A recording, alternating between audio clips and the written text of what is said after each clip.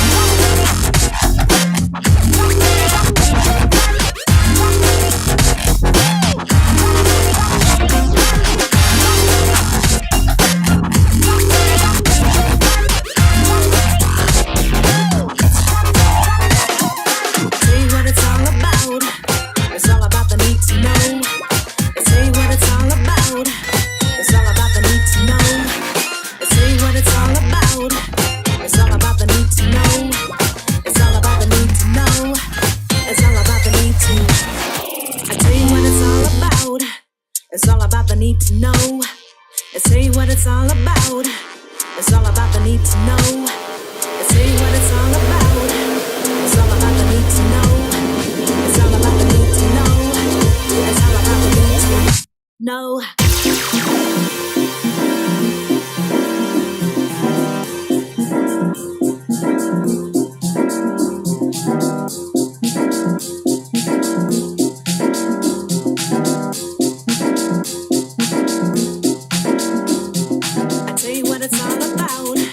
It's all about the need to know. Let's tell you what it's all about. It's all about the need to know. Let's tell you what it's all about. It's all about the need to know.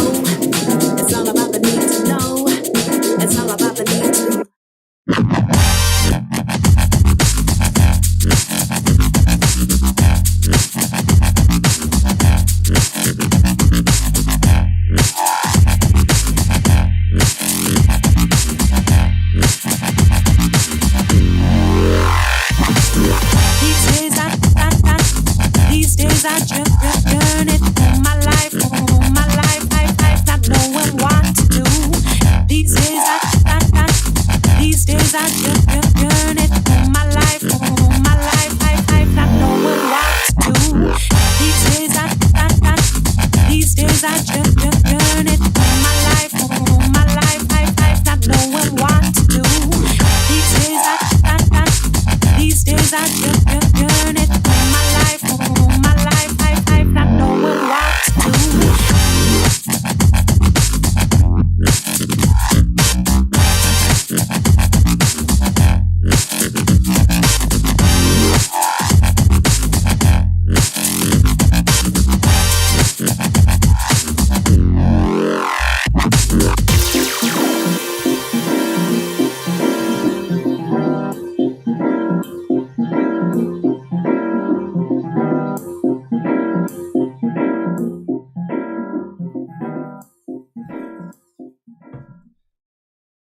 Hello, and welcome to the Fresh Air Sci-Fi Show. I'm Joe. And I'm Dave. And, Have you been masturbating? Well, sort of. I've been audibly masturbating. Yeah. No, this room is very hot at the moment. We're trying to find the balance, but unfortunately, the middle floor and the top floor are controlled by the same thermostat. So if the middle floor is cold, then it turns it on up here, and then I end up having to open the windows up here, and it's just nightmare. Yeah. So yeah. Plus, I also realised I'd nearly finished my. Oh no, I have finished my beer. So I figured I'd quickly use that last song as a way to run downstairs and up again. Well, you know, it's the stream day, and I've decided to enjoy a couple of these tonight because I deserve it. It's Tuesday. Exactly. And what else are you going to do on a Tuesday if not Exactly. Enjoy a stream and a beer or whatever your tipple is? You'll be enjoying a different kind of stream after those couple of beers. Yeah, this is true. Hopefully what happened last week doesn't happen tonight. Maybe what I should have done last week, though, is flip the turntables back on and just had a bit of music going in the background whilst I was gone. So, anyway, tonight, what are we doing? I've completely forgotten. Oh, yes, Zombieland. p-Zombieland, in fact. So this isn't zombies that pee. I know we've just been discussing pee, but that's not what we're talking about here. P-zombies, as in philosophical zombies. So, Dave, do you want to just give us a bit of background why we're doing this stream tonight? Mostly because it's sort of linked to the last one that we did. So it kind of ties into Mary's room argument and Fred's red, in that it's a thought experiment about whether or not consciousness is physical. Right. So we last week we were speaking about Mary's room, and we were talking about how there's that additional sort of qualia there, or as I called it at the time, a subjective fact that you learn by experiencing colour. So this is a completely different way to have a look at the thought experiment about whether consciousness is physical or not. Yeah. And while it's a thought experiment, it's also done in a slightly different kind of way, which I thought would make it kind of interesting as we're going on about thought experiments.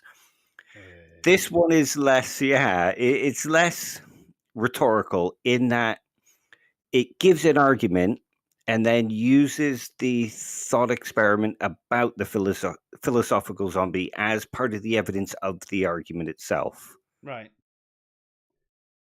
So, what's the actual argument? Okay, the actual argument comes from David Chalmers. Okay. The first premise is it is conceivable that there are zombies. Second premise, if it is conceivable that there are zombies, it is metaphysically possible that there are zombies. If it is third premise, if it is metaphysically possible that there are zombies, then consciousness is non-physical. Conclusion: consciousness is non-physical. Okay, I mean, explain to me how, if you conceive of something that makes it metaphysically possible. I mean, explain the link between that argument for me. Okay, well, the idea is that if you can coherently conceive of something in a way that is consistent, coherent, has no contradictions, then it's possible for it to exist. That's not necessarily actual, or not necessarily even possible in this actual world, but possible in some possible world. Right. Okay. So basically, anything you can conceive of could fit into that, not just zombies, anything. Or does there have to be at least some sort of grounding in some form of reality that they have to exist? No, not necessarily. If you can conceive of it, but this is the thing, it's not just I can conceive of it. Like, you can probably imagine some creature that's like, you can imagine a giant. You can conceive of a giant existing on planet Earth. But because of the way that gravity works here, it's highly unlikely that a giant could exist on this planet due to, yeah, modality, as Opie says. Um, you couldn't conceive of it on this planet because of the inverse square law of gravity. So, The in the same sort of thing, that if you could, pigs with wings, you know how people say pigs might fly, you could conceive of a particular planet out there where evolution happens slightly differently, and there is a creature that very closely resembles our pig that happens to have wings and can fly. So, that would be another example that sort of ties into that. It's a bit more unrealistic, but you could still imagine parameters where it would exist. Exactly. And as long as you can actually give a concept for it that has no contradictions, makes sense, and that kind of thing, then it is possible that it exists in some possible world. It's interesting. I mean, I suppose then it's what sort of zombie is he discussing right there? Because there are a number of different movies out there, and I know we're going more into the fantasy world of different types of zombie. You've got your classic slow zombie, your brain eaters, your flesh eaters, and then you've got your more modern zombies that seem to be a little bit faster than they were. You've got some that are actually dead creatures that are just animated by the need to feed. And so is there a specific type of zombie that he is referencing with that? Yeah, it's nothing like any of those kind of zombies, but those zombies can play a part in us accepting it. I'll come to that kind of later with Daniel Dennett's criticisms and his idea of the Zimbo. But essentially, what Chalmers is talking about is, imagine a being exactly like us existing in some other world that's a physical duplicate of us in every way. It's behaviorally the same. It has a brain similar to ours, only the brain is purely functional. So if you bang your knee, or if this philosophical zombie bangs its knee on a table, it'll still double over. It'll still grab its thing because the central nervous system fires and causes him to do these things. Um, or if it hears a bit of music, it starts dancing because the brain functions in such a way that it causes it to happen. But it has no actual inner experience. It works sort of like a robot. Imagine a robot programmed to respond to music and dance, or if you ask it questions, it will answer it exactly like you, but it's all done through processing in the brain, as we're talked about, where everything is a brain process that creates the mental state. Imagine the brain doing the processing, but not actually creating that qualia. And that's what a philosophical zombie is. it's an interesting one, isn't it? Because it's, I mean, how do you even test for something like that? I mean, we would not know any difference between them and us, would we? That's the idea. I mean, you could even put these p-Zombies into some kind of brain scan and see the neural activity and everything like that. And it would look from the physical processes that they were having some kind of inner experience because we have similar processes. And they would respond in the same way as us, but they just wouldn't have the self-awareness. That's interesting as well. I mean, they'd have that illusion of self-awareness, I imagine. Not necessarily. Right. They wouldn't have that inner experience. It would just be imagine a Turing machine. One where you could ask it all the questions and it answers just like a human, and you were told that there was somebody on the other side answering the questions, but it was really just the computer itself. You would imagine that they were having some kind of inner experience, but that the computer wouldn't be having that inner experience. So, would the argument for, say, a deterministic universe mean that we were all these p-Zombies? No, because we have these inner experiences. We We're still- aware, Yeah. when we bang our shin on a table, we actually feel it. We don't talk about pain in terms of just the C fibers. We actually feel that pain. The p-Zombie would have all these things fire, but not actually feel the pain. Interesting. So, by the same notion, what would they see if they're not having the experience of feeling? Would they have the experience of seeing the world around them as well? Probably not, because it would just be the brain processing it. Interesting. So they'd almost have those. The eyes would take in an image, and the brain would process it, and then cause the body to do whatever. It's similar. I was just going to say, so like the robots that, I mean, they're getting more and more advanced now, but the ones that when they get to, like the Robovacs, they get close to a service, they turn around and do that because it's a programming. They're not actually experiencing, oh shit, I shouldn't go down here, or I better turn over this way. It's just, oh, program says this, do it. Exactly. Awesome. And imagine if you could speak to that Robovax and say, have you done the upstairs? And it turned around and said, no, I've not done the upstairs yet. And it would give the appearance of knowing what I was talking about, but programmatically, it sort of does know, but it doesn't have the experience of knowing. Yeah, exactly. Yeah. Interesting. Very interesting concept. So, I mean, they are definitely conceivable then, aren't they? Well, that's something that Daniel Dennett argues, Oh, yeah. that we might think that they're conceivable, but it's a faulty intuition that we have when we say we think we can conceive of them. Going back to the idea of you discussing all these various other types of zombies, when we hear the word zombie, it creates in us a kind of intuition about a being that just lumbers along, has no inner experience. Yeah, exactly.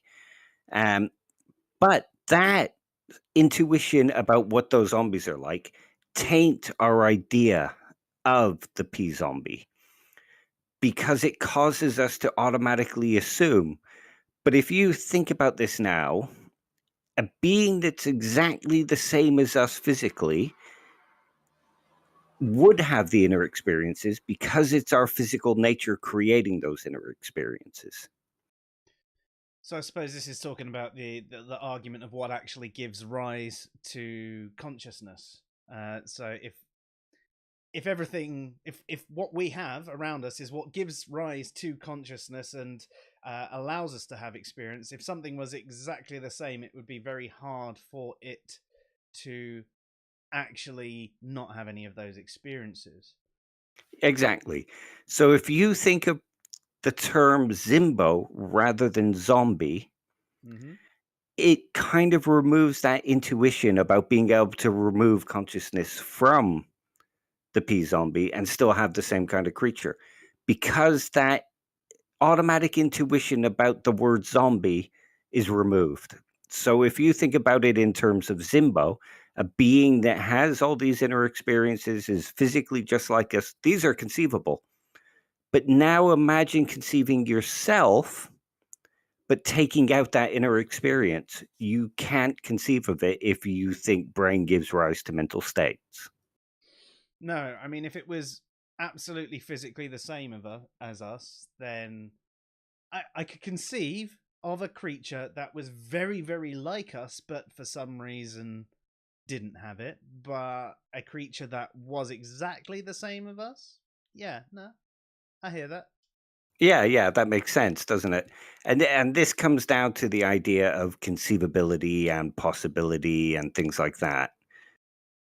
Um, like if I ask you to conceive of water that wasn't made of H2O, you can sort of conceive of it, can't you?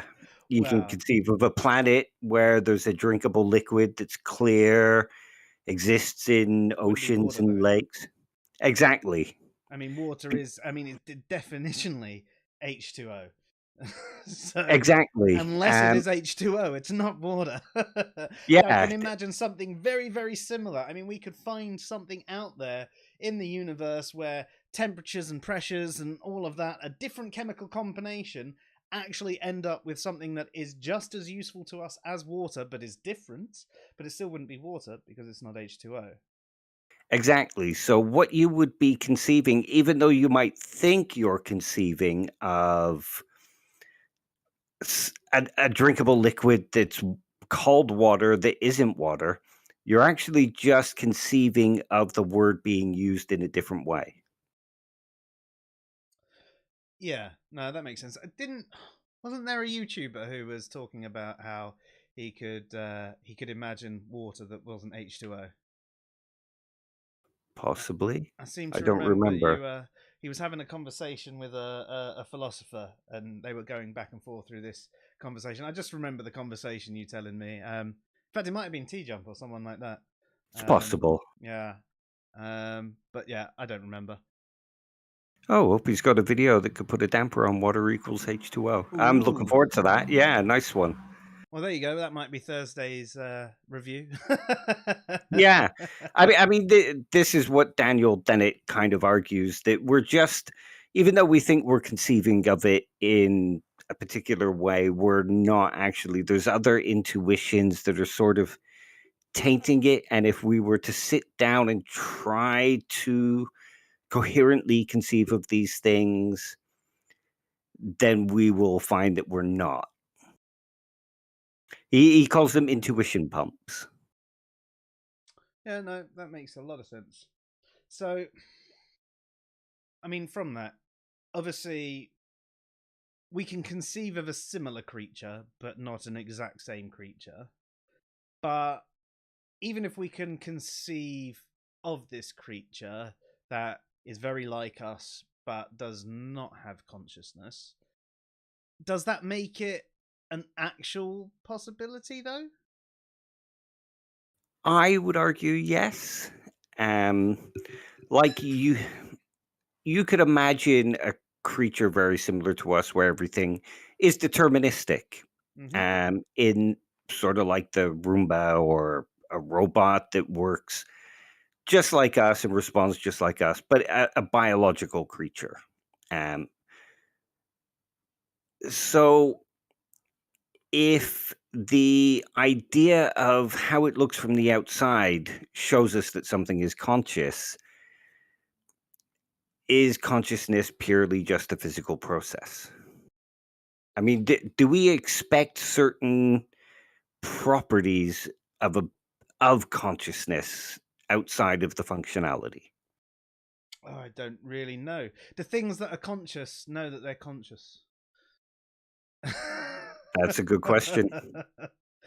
um, and if there was something that appeared conscious but wasn't, and you asked it if it was, would it And say it yes? responded yes. Yeah. So then, are any of us really conscious, or do we just have the illusion of consciousness and we're all operating automatically? Well, that is one of the arguments, that consciousness is purely a physical process that's created in the brain. God, I'm knackered and I can't remember what Daniel Dennett calls it now. But it's basically all the different systems in your brain giving rise to a particular experience. Qualia isn't particularly a thing outside of the complex information processing that goes on in the brain. Yeah, interesting. You know what? I've got this book actually that I've been meaning to read for about 3 years, which is about the origin of consciousness. It's about like this fat and this long, and it's one of those topics that really, really, really interests me, and especially when you watch programs like Westworld, Yeah, and it really like gets your mind going. And I finished I finished all 3 seasons, and I want to watch them all again just to go through it and watch it with a different light as well, because knowing what's going to happen, you can pick up on more things in the background and all of that. But even then, like, these are things that definitely appear conscious, and I would say that they do have consciousness, you know. Yeah, but it's all ones and zeros, man. But then, is that all we are as well? exactly. Yeah, there's no little person inside your head watching the television. Exactly. You are your consciousness, basically, or that's one way to look at it. Like if you think about Descartes, he sort of separates. He says, because I can imagine myself without my body but still being conscious, that shows that consciousness is a separate substance. But can you really conceive of that? I mean, you can imagine yourself, you can imagine your personality existing in a computer or something like that, but can you imagine it without something to do the processing and bring it about? Yeah, I mean, I'd need at least my brain somehow being kept alive in a jar or a vat. At which point, yeah. So I think they're very linked, like as in consciousness to the brain. I don't think you can have consciousness without the brain. Now, the brain I am using there very broadly. I'm not speaking just our brain. It could be, as you mentioned, a computer that is programmed to simulate the brain in the same way that mine works, and then my consciousness can be overlaid onto it. I still don't know if that would be me transferring my consciousness and it would actually be going there, or if it's just replicating it and it's a copy. We're going to go back into transporter problem type territory there, if I go on that. But yeah, Well,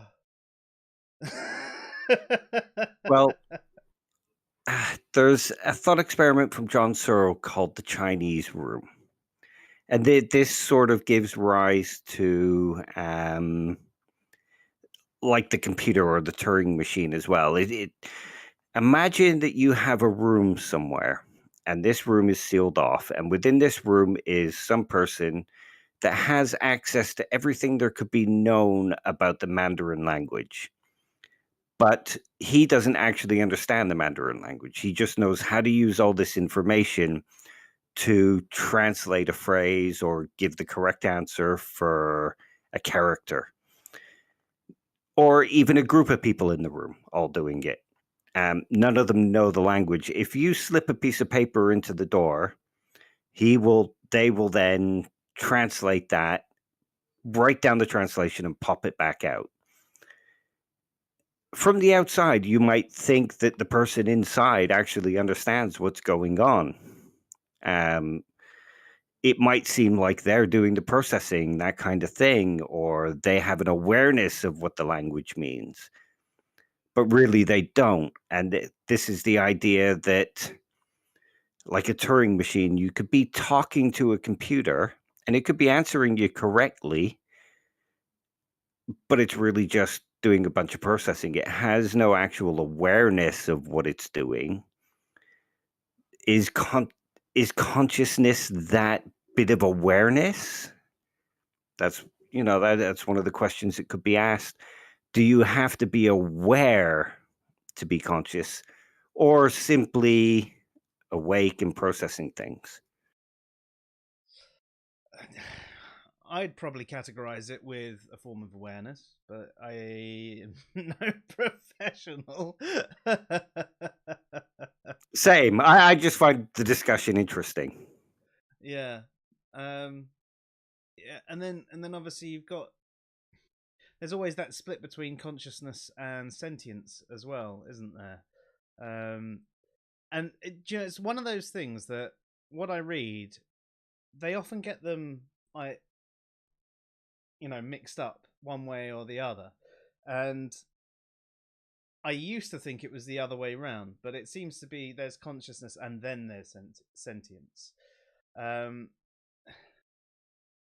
So if consciousness is that being awake and aware, and then you've got that next level on from sentience, how do you actually draw this line between the two of them as well? Like, how can we test for creatures that aren't like us, for example, that what is the test? How do we know? How can we test that they're actually they've got consciousness and they're fully aware of themselves? And then how can we take them that further into sentience and actually examine whether they are fully sentient creatures as well? What are the tests for consciousness and sentience?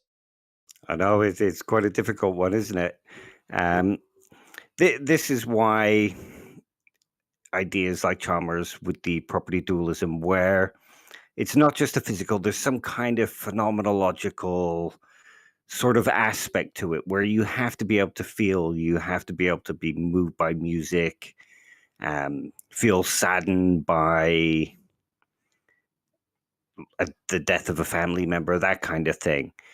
There's properties over and above the physical. They might be generated by the physical, but these properties are consciousness, is sort of the idea. Yeah, I mean, it's one of those ones that's just there's so much we still don't understand about the topic, and I mean, like, not just us. I'm talking about everyone, all the stuff that you read. There are so many different thoughts and ideas on what qualifies anyone to fit in any of these parameters, and yeah. the mind really boggles. I do have to read this book as well to see if it gives me any answers.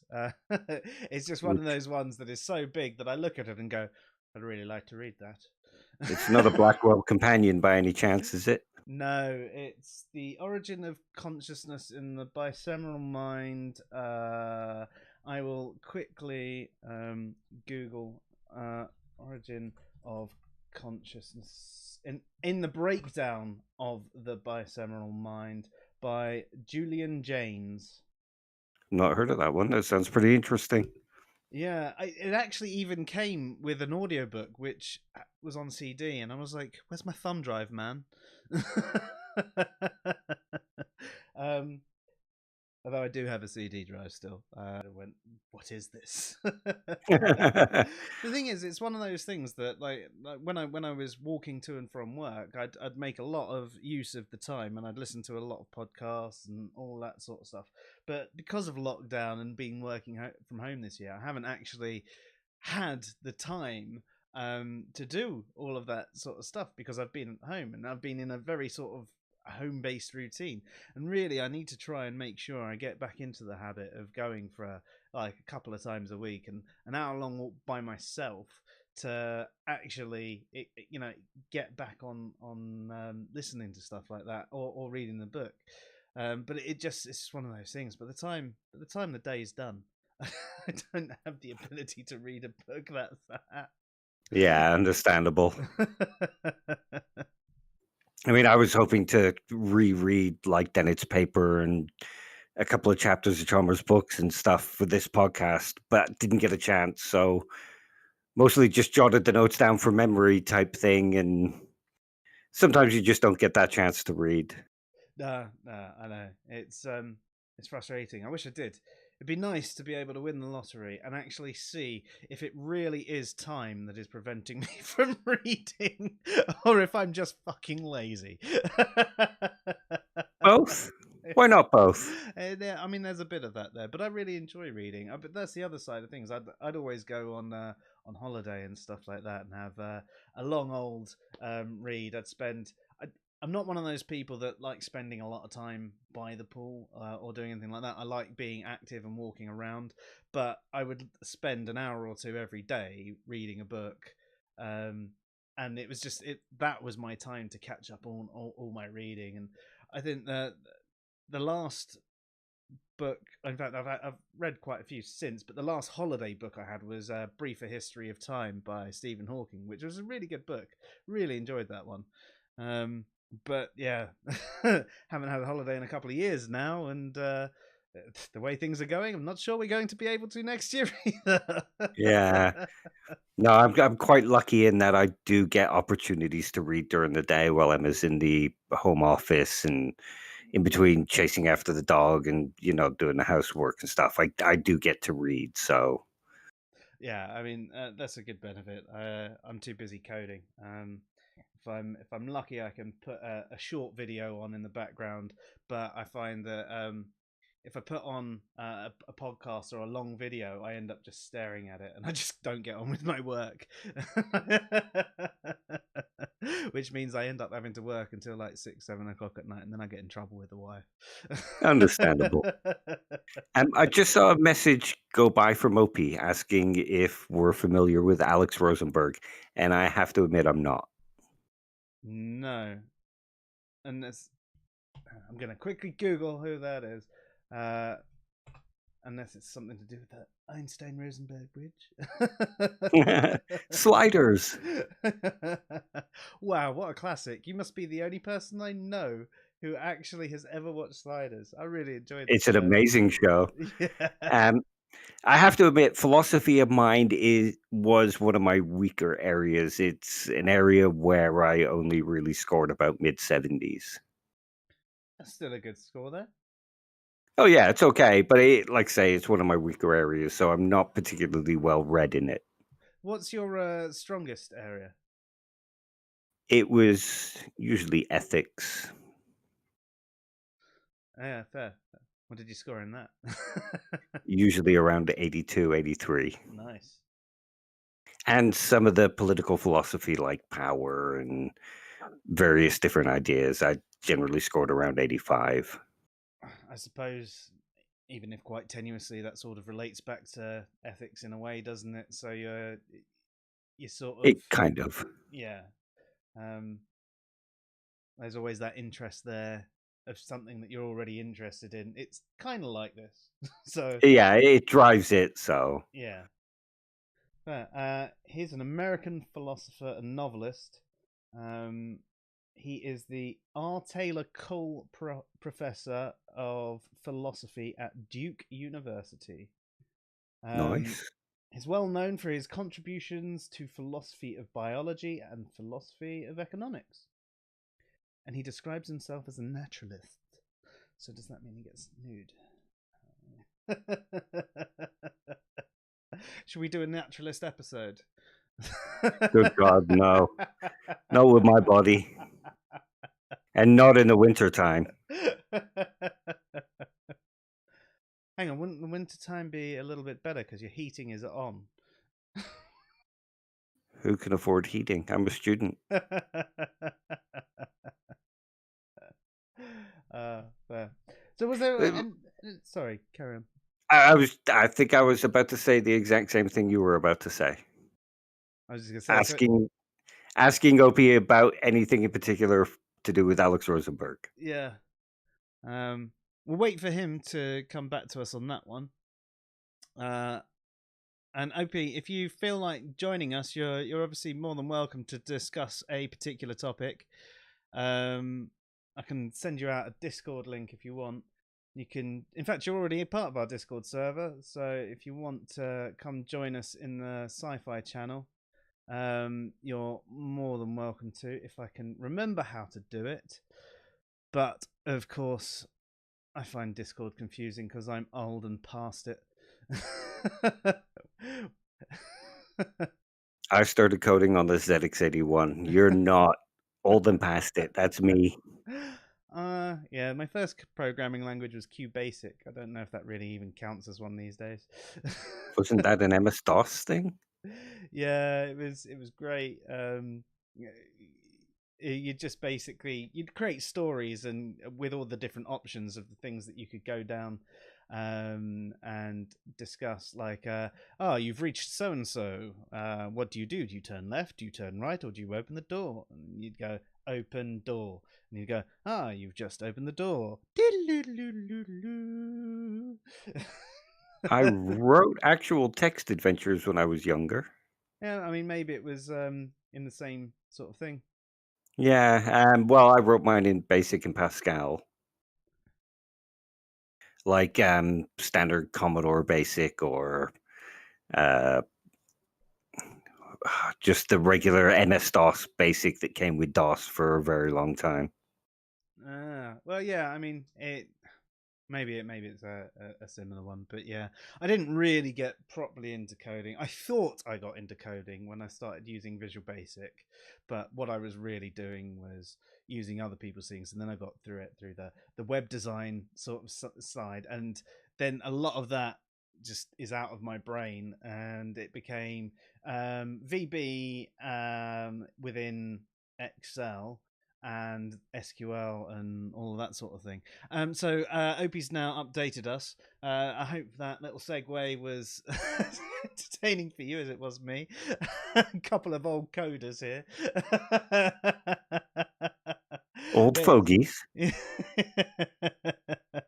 But he says Alex argues for naturalistic explanations of mind and social sciences, like physicalism.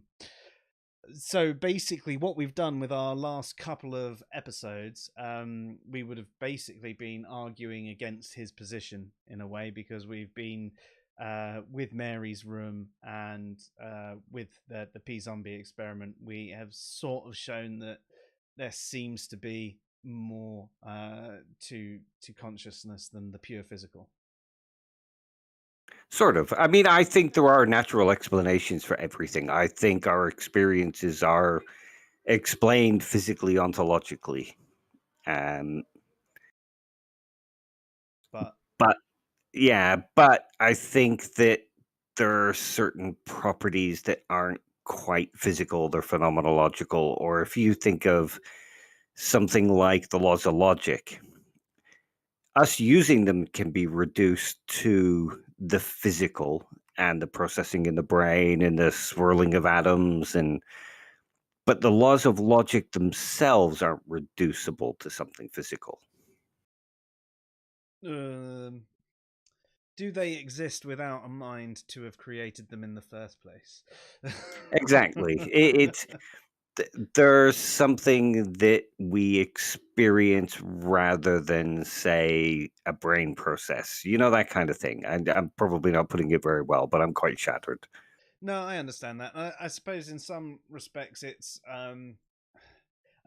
going back to one of our fresh air videos that we recorded around knowledge and certainty, and it was Andy's explanation about how we see order in the universe, but we see order in the universe because we've created this mathematical structure that explains the order, and it's quite orderly because we've given it the order, but it just is not necessarily with the order we've given it. It's the same way that if you hit a load of balls playing snooker or pool or any of those, you could mathematically explain every single hit and everything like that. And oh yes, look, it's very orderly the way it's gone. But every time you hit it, you know, even if you hit it almost virtually the same, there's going to be that slight variance there, and that one might just veer off, and but you could then go, oh yes, and this is the order, this is why it was a slight different angle, and again you're giving that order. So is it? Yeah. I mean, before we go on, there's one more thing about conceivability and possibility. I mean, This idea is quite an interesting one. The something being conceivable being possible. And there is a lot of material on it which I didn't get a chance to go back over, so I apologize. But here's another idea. Um, this one comes from David Papineau, and he's a physicalist, and to be honest, he's one of my favorites. Imagine a woman called Jane, and she has two entirely different groups of friends that don't mingle together. Um, and one group knows a person called Cicero, and one group knows a person called Tully.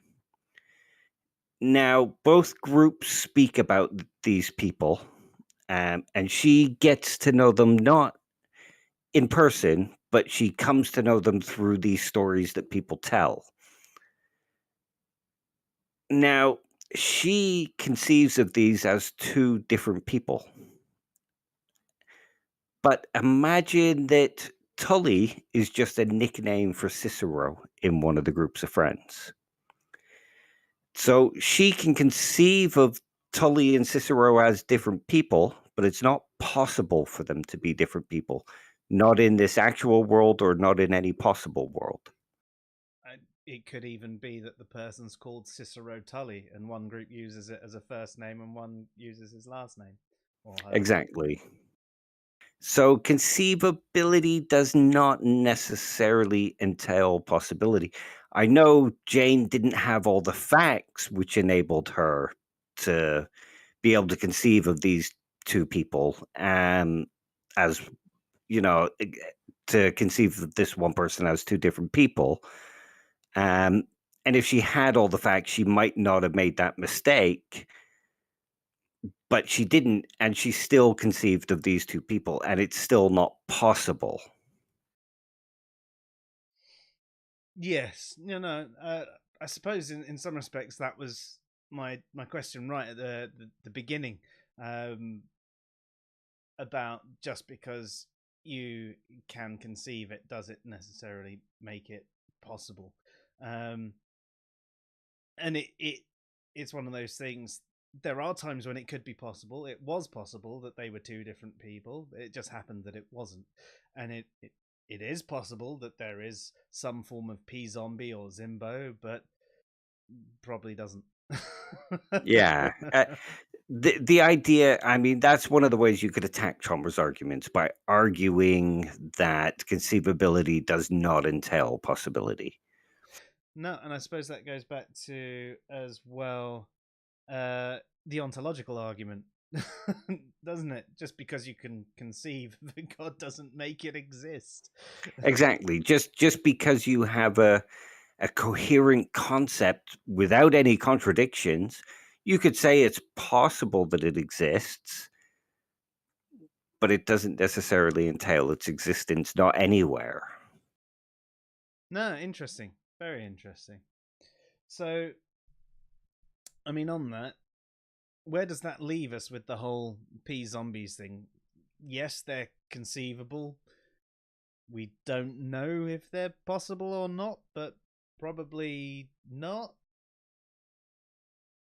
Yeah. I think, to be honest, I think it's quite a good argument for showing that physical properties don't necessarily entail phenomenological properties.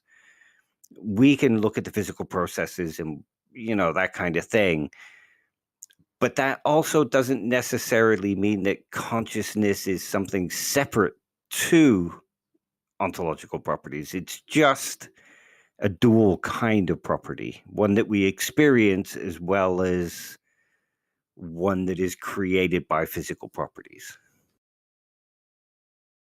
Yeah, interesting.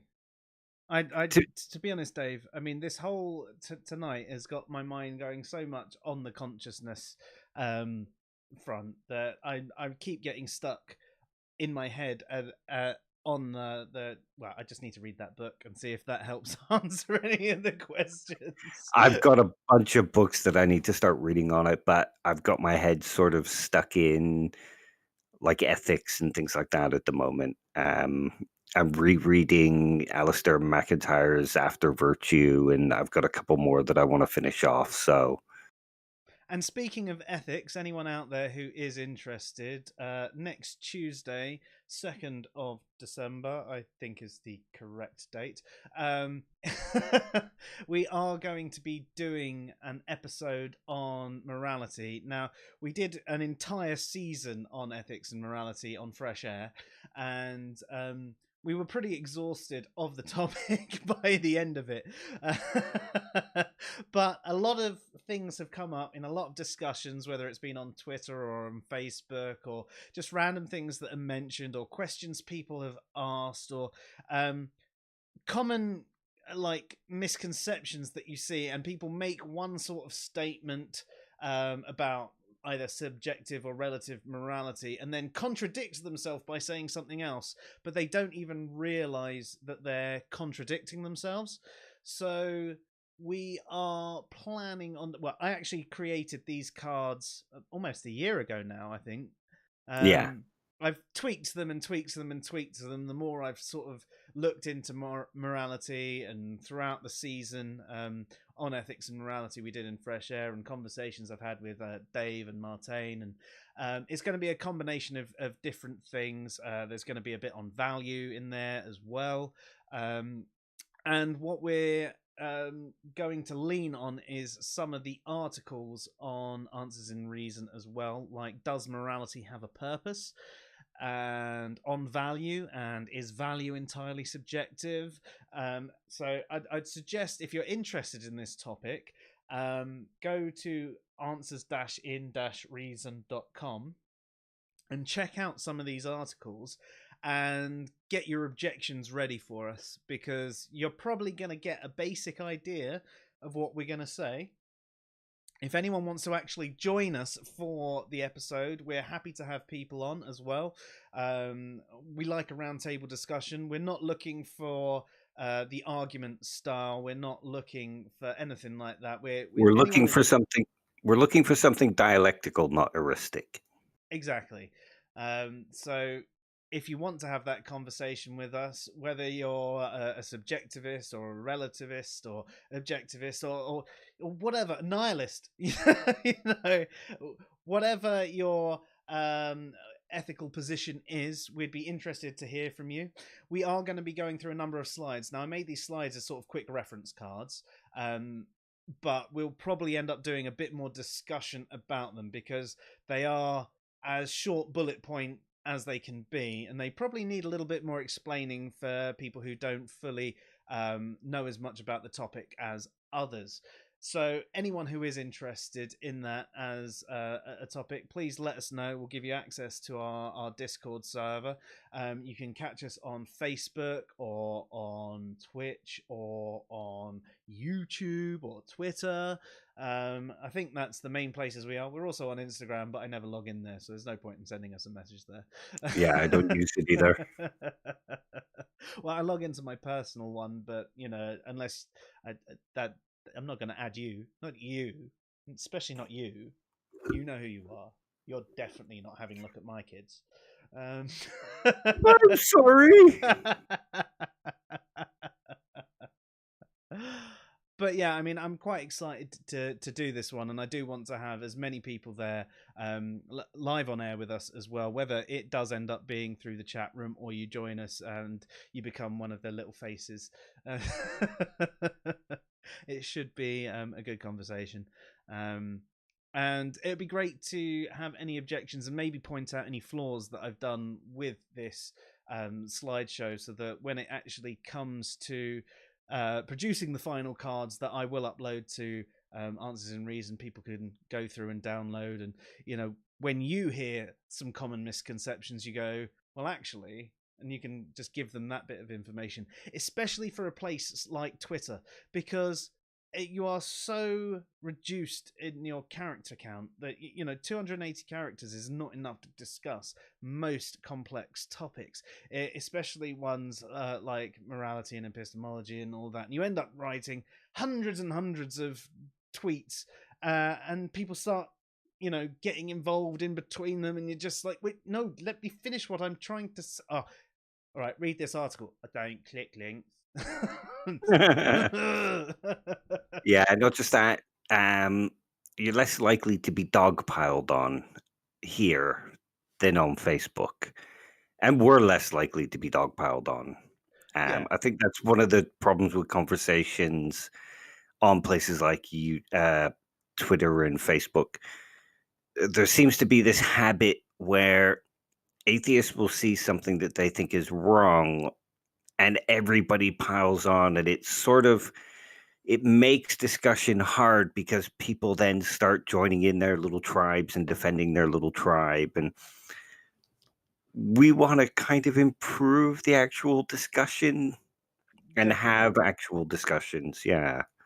I mean, one of the examples on that one, and I quite often see on Twitter, is the a theist might say, without God, that makes morality subjective and morality is objective. And a bunch of atheists will dogpile on going, morality subjective, morality subjective, morality subjective. And you can ask them why, and they go, because there's no God. And you're like, right, what's your actual understanding of morality? It's subjective. And it becomes this circular reasoning thing. And do you know what? There are plenty of good arguments for subjective morality, and I'm not denying that. But that is not one of them, and that is one of the misconceptions that will probably be addressed. I can't even remember what's in the slides now. No, I but can't. but if not, I'm sure it will come up in the show anyway. So yes, please, anyone who's got any questions, please get them in advance as well, because we'll address them at the end.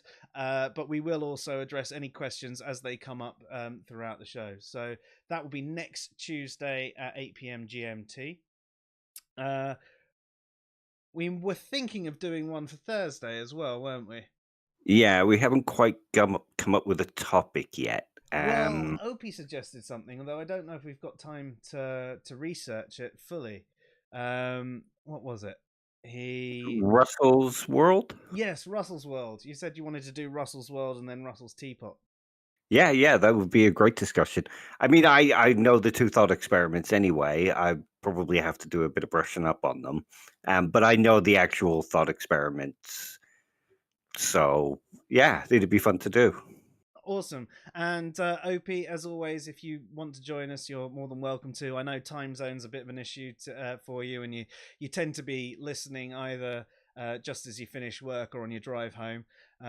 But if there is any chance that you can join us on Thursday, or if you want us to push it back maybe a little bit so that we can fit you in, we'll be happy to do that. Let us know though, because I'm going to set up the schedule for that one as soon as I can do a graphic of a teapot. Yeah, we'd have an actual smart person on here rather than us two dumbos then. Sounds good. Dave, was there anything else that we needed to cover off on the philosophical zombies? No, that's the basic grounding and sort of a couple of the basic arguments that go along with it. It is most definitely worth looking into. Because to be honest, Mary's Room, Fred's Red, the Zimboes, the philosophical zombies, these all changed the way I look at consciousness. And they moved me from purely a physicalist view to the idea that there is a phenomenological property to consciousness. It's interesting. I wonder if there'll ever be anything that changes your mind back. It's possible. I mean, I'm open to anything, and I basically follow the arguments to what convinces me. I'm quite happy to change my mind about anything, pretty much. Yeah, interesting. I tell you what, that's something else that we should cover off in a future episode. Changing a mind, and not just going through like your article, changing a mind, respect matters, but also people that say things like, "Well, all I need to change my mind is evidence." That was the other one that we were going to do at some point. We were going to do skepticism versus pseudo skepticism and denialism. Yeah. So And there you go. cynicism. And Yeah, yes, and yeah. cynicism. Yes, exactly. So there you go. We've got a few planned up. We are going to be doing in no particular order except for next Tuesday, which is morality. Um, Interestingly enough, I've also been going back to my first year studies and going through them again, mostly to do with the philosophy of religion, because I know it's a lot of atheists that listen to us and they like the discussions about atheism. It's really only the people interested in philosophy that are into topics like this. I think all atheists should be interested in topics like this, because there's always the argument, no, the mind is physical. Well, here's some examples of why the mind might not be completely physical. But I think maybe we should do a couple of episodes related around our why we don't believe in God or arguments against God, those kind of things. Yeah, interesting actually. I mean, we did do that 10 questions for atheists one, and I'd like to do some more like that. I'd also like to do similar videos from atheists where they're either particularly good or particularly bad arguments that you might hear atheists make. I mean, we've got a series that on Answers in Reason of bad atheist arguments, so maybe we could take some of that, combine it with some of your philosophy of religion as well, and perhaps do something along those lines. So yes, loads of stuff, and if anyone does have any ideas, feel free to do it. If there's a topic that you're interested in, or there's a video you want us to review, or anything like that, we're up for it. We like expanding our horizons. I'll have a look into Alex Rosenberg a little bit as well, OP. Unfortunately, on Thursday it's Thanksgiving in the States, so he'll be busy with dinner with the family. So Understand. yeah, that's Hope more you than have a great one, understandable. though, Opie. Yeah. Yeah. If you want me to do your dinner music,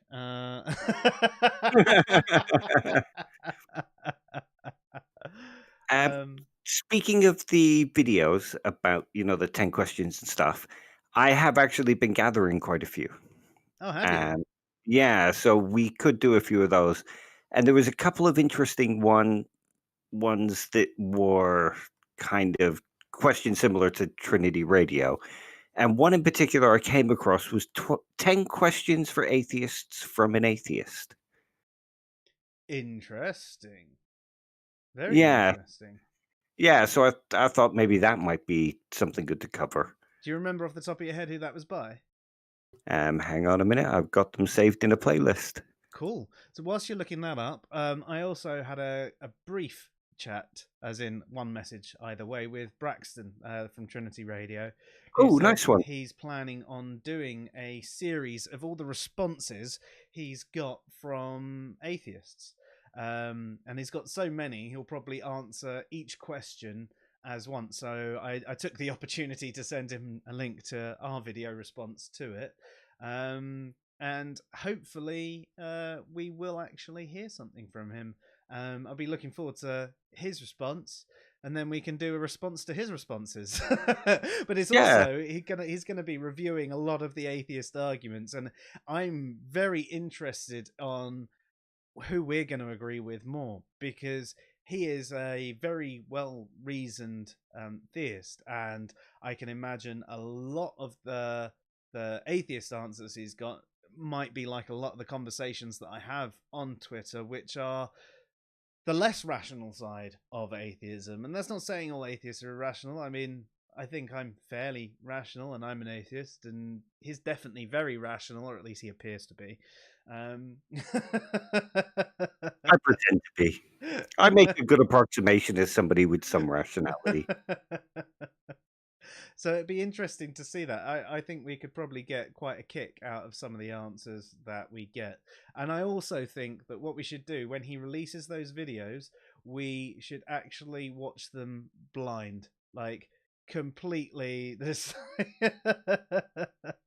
Yeah, that'd be good. The video, the 10 questions for atheists from an atheist, is somebody called Dallas Wade. Oh, I've not heard of him before. I haven't, but he seemed like quite a genuine guy and quite a nice guy when I was checking the video out.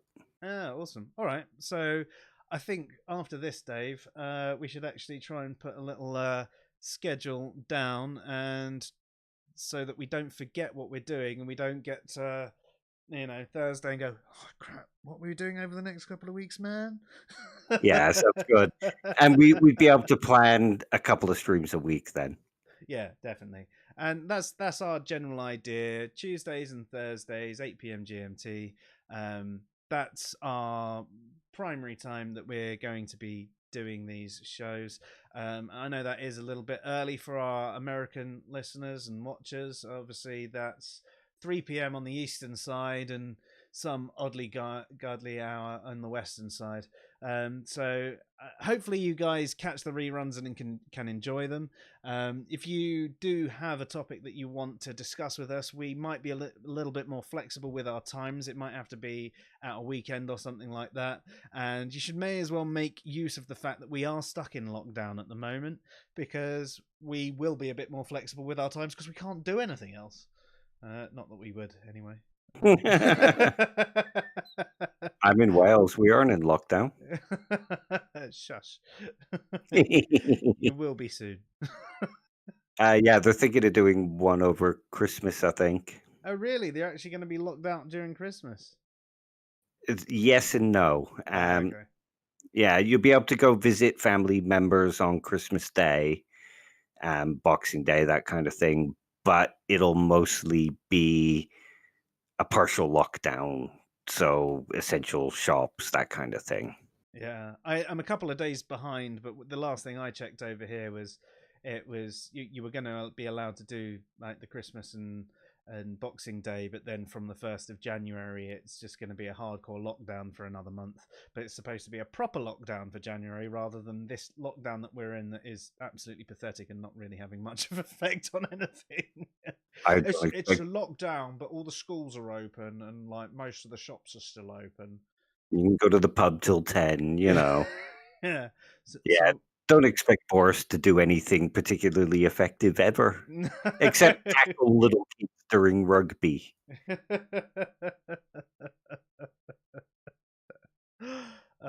Dearie me. I am so desperate for this whole pandemic to be over. It's Well, there's 3 vaccines coming: Pfizer, the Oxford vaccine, and I can't remember who the other one was now. Yeah. No, But they all seem to be hovering around 96 to 97% effectiveness. I thought the Oxford one was supposed to only be 70% effective. The other 2 were about the 90%. Okay. I think I'm misremembering then.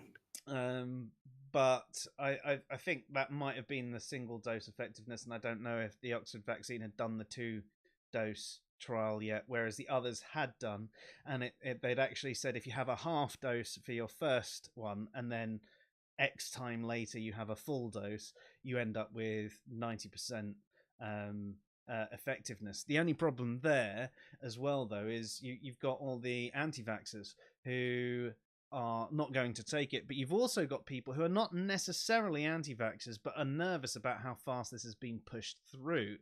And whilst there are plenty of logical arguments that this has been a worldwide pandemic, we're a lot better at virology and things like that, and there's been a lot more funding, and there have been a lot of the things that slow it down have been removed so that they can get on and do these mass tests. People are still like, well, no, usually there's an entire year of human testing first. It's like, yes, but the reason for that is no, a year has to be a year. I'm not taking it until it's been tested for a year. So there's a lot of fear about what could happen, and I understand the fear of the long-term effects as well. I mean, there could be something unknown. So again, it's the fear of the unknown. I do understand people's position on this, and I'm not gonna lie. There's even a certain amount of nervousness that I think with it, because it does seem quick, but that is because I know I'm tied into my bias of how I know the process works, and the process is different. So it's like, oh, it's new. Yeah, sometimes there's good practical reasons to sort of skip out on long-term testing. I mean, if we don't go with it, we'll be in lockdown longer, more people will die. And and the I mean, economy most as well. On top of that, I mean, exactly. I mean, I care more about the life, but if the economy it tanks too much, that will end up having an effect on the life as well. So there is that balancing act. I do think life is more important than the economy, but without the economy, life is fucked. Exactly. I mean, the amusing kind of thing is all these people going, "Oh, I'm not sure about the long term." They're all like, "Yeah, we need to get the economy going again. Everybody should just mingle. If you die, you die." Well, what about when it comes time for you to take your vaccine? Oh well, we might die or might have a long term effect. Okay, so the chances of dying from something It's all like right when it's somebody else dying. yeah, and I think that's one of the things I dislike about most people's attitudes towards COVID. Oh well, it's only generally only old people that die. Why don't they deserve to live? They've lived their entire life. They've worked their entire life. Most of them have worked really, really hard, and they've given all their money. They've paid their taxes, and they're now at a point where they want to sit back and relax. And you go, well, they don't matter because they're old. It's just not Yeah, fair. and it's awful. I can't understand how some people have this attitude towards it. And when it comes to taking it, yes, I will admit I am slightly nervous about taking the vaccine because it has been pushed through quickly, but I will be taking it. I Yeah, think that is the best. And do you know what? I may have a reaction. In fact, pretty much every vaccine gives you a minor reaction. You get a little bump on your skin. You might feel a little bit ill for a couple of days. Do you know what? It can happen. But you know what? It's better than either getting COVID and having the complications or being someone that is asymptomatic and gives it to people who then you cause a lot of death, because that's your responsibility. If you catch this thing, even if you're unaware of it because you've been, yeah, it won't hurt me, and you know what, it didn't hurt you, but you've then gone on to hurt other people, have you really fulfilled your moral obligation to other people? Is that really the way you want to look at the world? As long as I'm all right, fuck everyone else. It's not right, is it? exactly. Exactly. And here's the other thing. If you've ever done coke or pills or acid or anything like that, you have no reason to complain about getting a vaccine. Oh yeah. How many dodgy things have people taken? That's one of the things when I see people who are anti-vaxxers, because you don't really know what's in that, mate. And you're Yeah, like, exactly. really? What did we do at the last festival we were at together? Did you test every single one of them to make sure it was absolutely pure, so you knew what was going into it? Oh, you didn't? Right. Yeah, That's a substance that's known not to be safe, rather than a substance that is supposed to do what it can to protect you. But you'd rather take a substance that is not necessarily safe and you don't know what's in it, just because, well, I'll probably be all right. yeah, So that's it. It's insane. it's Um, Speaking of this stuff, though, you've just reminded me. You know what TikTok is, don't you? I do know what TikTok is. The missus actually sometimes plays some videos off of it. Once in a while, they make me laugh, but in general, I'm just like, oh, it's midget YouTube. Not that Yeah, it's there's awful. midgets on it. It's just really short videos It'd of be people singing along to songs and stuff, and it's like, right, okay. it'd be better if it had midgets on it. Um, there's an awful trend on there at the moment. I've seen several videos coming off it, and it's Christians in America making videos about fighting against the vaccine because it's going to be the mark of the devil. And there's such a victim complex in it, like, no, I won't take your vaccine. And then they talk about themselves being tortured so that they can be given the mark of the beast, and how if they don't refuse it, they'll be killed. And they're like, I'm willing to take that. I put my faith in Jesus. It's Yeah. ridiculous. I've actually seen a similar one, except it said, the mark of the devil? It's actually a misspelling. It's the mask of the devil. I ain't wearing that mask. It's like, Oh oh my my God. god. Yeah. The thing is, right? I mean, regardless of what my theological position is, if you are a theist that believes in this creator God that is in some way benevolent, that may allow evil for whatever reason, let's not go into that. But what they have done is created us in such a way that we have these minds, and some of our people have used these minds to become scientists, become virologists, study is it epidemiology? I sorry if that's the wrong term. I'm not one of those minds.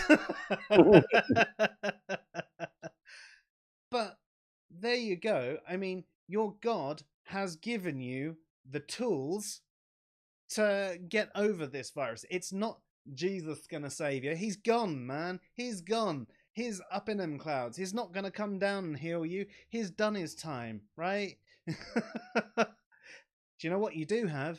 You've got your scientists, you've got peer review, you've got everything that goes into making these vaccines. Yes, they're not perfect because we're human, you're human, but it's the best thing that we have right now. So use it.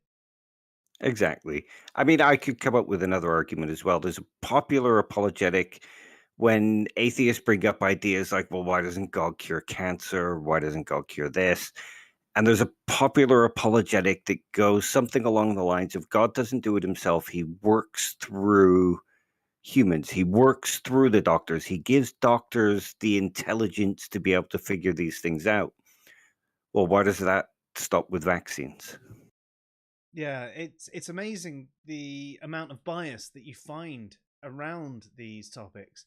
Yeah, and you see some of them going, "Well, Jesus didn't take vaccines." Like, okay, but maybe he would have if he was around this time. You know, you're talking about something that happened 2,000 years ago. There How do weren't you know? vaccines then. Well, how do you know he didn't create a vaccine to cure the blind guy? Indeed, I mean that is true.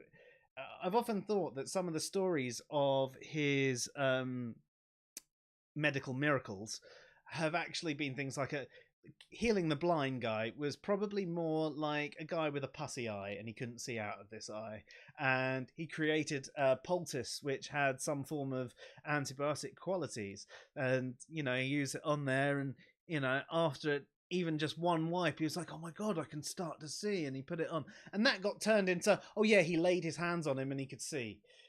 But there are rational explanations to these stories.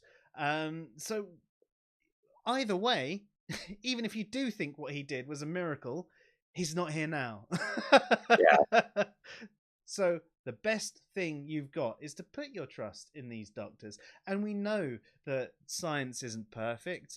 We do have certain problems where if money does get involved, you've got the whole thing with Andrew Wakefield, and that which gave rise to most of the anti-vaxxer conspiracies, because he was paid off by lawyers to show a link between the MMR and autism.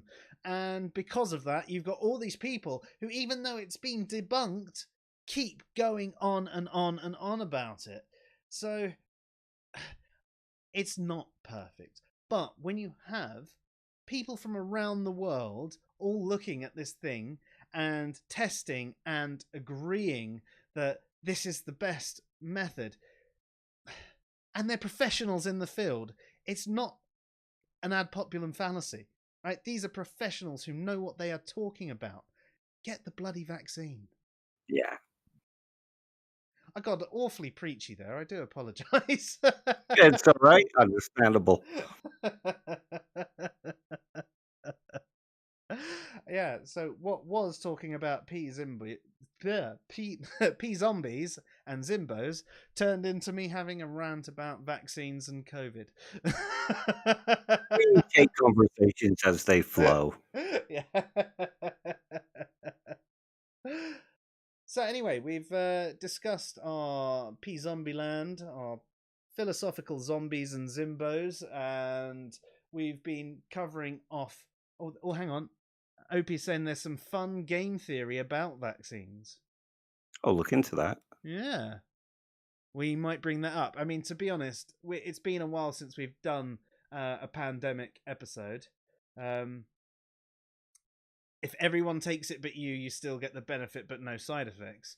I mean, that's true, but you'd have to get everyone to take it. There's got to be a certain level, and I think that you need, from what I was looking into and the R rates and everything like that, I think you need about 90% coverage with the vaccine. I mean, that could even be an argument not to get it, and I'm not saying people shouldn't, but if only 50% of the country are going to take it, how effective is it going to be? The other side to that, though, is there's been more studies. So one of the things that we saw early on in COVID were people getting reinfected, which showed that the antibodies weren't lasting that long. It turns out that this might actually be just a few cases which, for some reason, their body was flushing out the antibodies, whereas most people who did get the antibodies actually maintained them within their system for a longer time. So it would make sense to get the vaccine from that perspective as well, because that was one of the objections to it. Well, if your body doesn't maintain the vaccine, the antibodies, then why should you take them? The vaccine's not going to work. The flip side to that is if everybody in the country took them at once and it lasted a month, then it would be gone by the end of the month anyway. But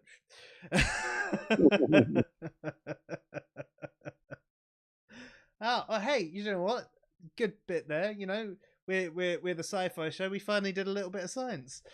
Yeah. We should probably do a philosophy of science. That would be interesting. Again, it's not my super strongest thing, but I do know a bit. Well, I could always do some research anyway. I'd very much appreciate it if you did. I reckon Opie would be pretty good having that discussion as well. It'd be perfect. So, Opie, you can't get away from it now. You've got to come on and join us. And I know your channel's not fully up and ready, but you've got to come on and do a philosophy of science with us. And I'm not taking no for an answer. You can set the date and time, as long as it's not too late, because I've got a little kid. But This isn't jail. This isn't prison. You can't go around telling people you're not taking no for an answer.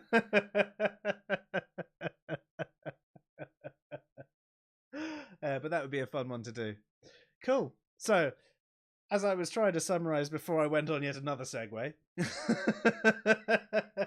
we've done philosophical zombies and Zimboes, and we've discussed recently with a number of different thought experiments about how consciousness might not be purely physical.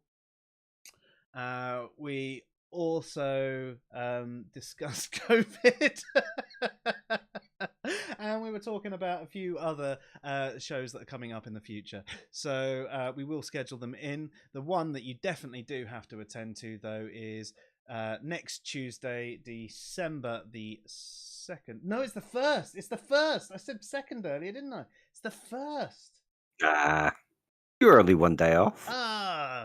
Yeah, so December the 1st, Tuesday, December the 1st at 8 p.m. GMT, we're going to be having our discussion on morality, and we'd like as many people in the chat with us as possible. So anyone that wants to come along, please do. I mean, this is going to be one of those episodes that's a bit different to all the others.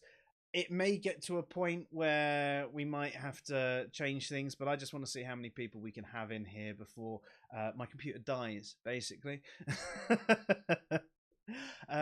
But yes, thank you everybody who's listened tonight. I'm not sure if I'm a zombie or not, but I'm Joe. And I'm Dave. Have a good night, all. Good night, all. Take it easy, Opie. Have a great Thanksgiving, mate. Yes. Enjoy. And everyone else out there that's celebrating Thanksgiving, enjoy your Turkey Day. Have a good one.